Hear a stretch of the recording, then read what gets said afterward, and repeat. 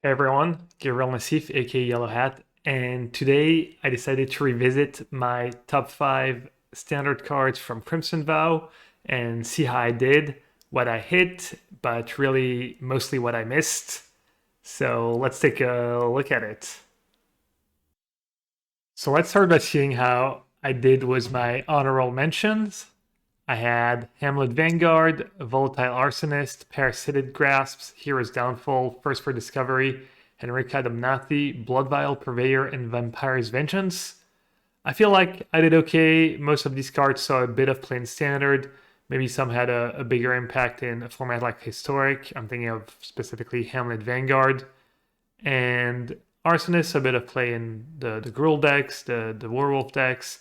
The removal did okay. The Black 4 drops had tough competition, but so play occasionally. I know that a recent qualifier winner had Henrika Damnathi in their deck, even though that was after the bans. And I thought the VAM deck was pretty decent. Vampire's Vengeance was good for me when I played that deck, so not too bad.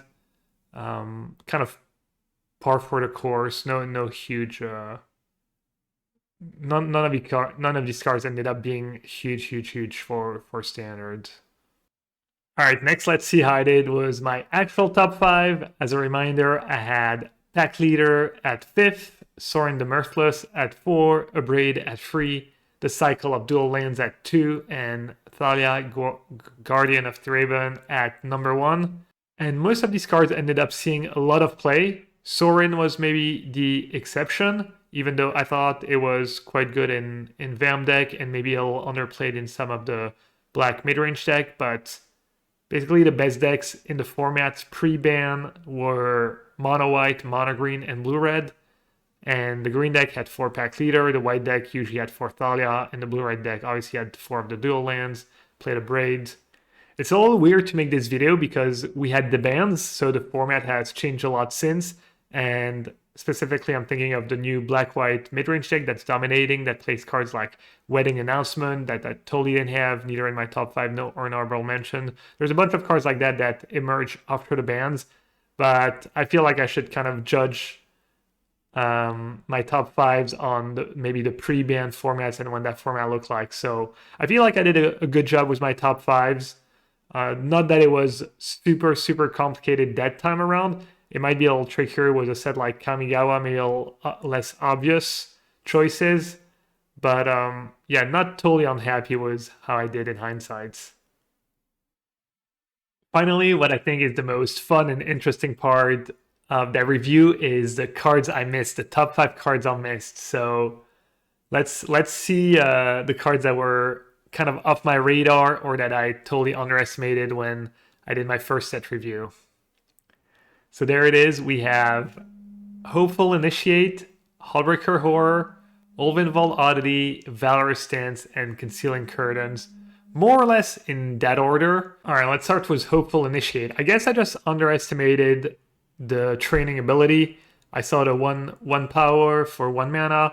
Wasn't super impressed. There was already some other good 1-drops in the white deck, and I just didn't think Initiate had what it took to make the cut, but I was clearly wrong. I think that card even saw play in the historic lists.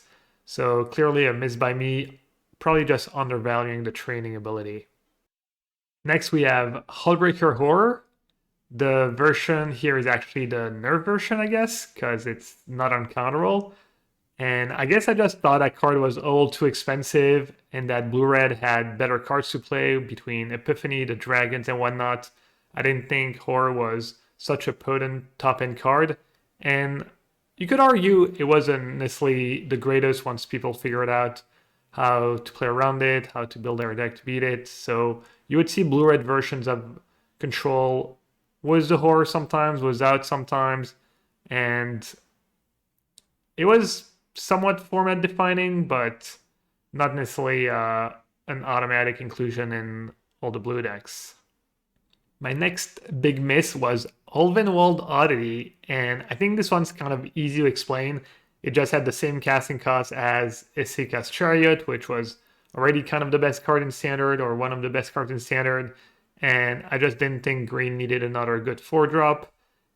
I also probably didn't think it was anything that special, but I guess Trample Haste, 4/4 Trample Haste is was good enough, and I believe most green lists just played 4 ofs on top of 4 Chariots, so definitely a pretty big miss by me. That card ended up being a staple in one of the best decks in Standard. My fourth biggest miss was Valorous Stance.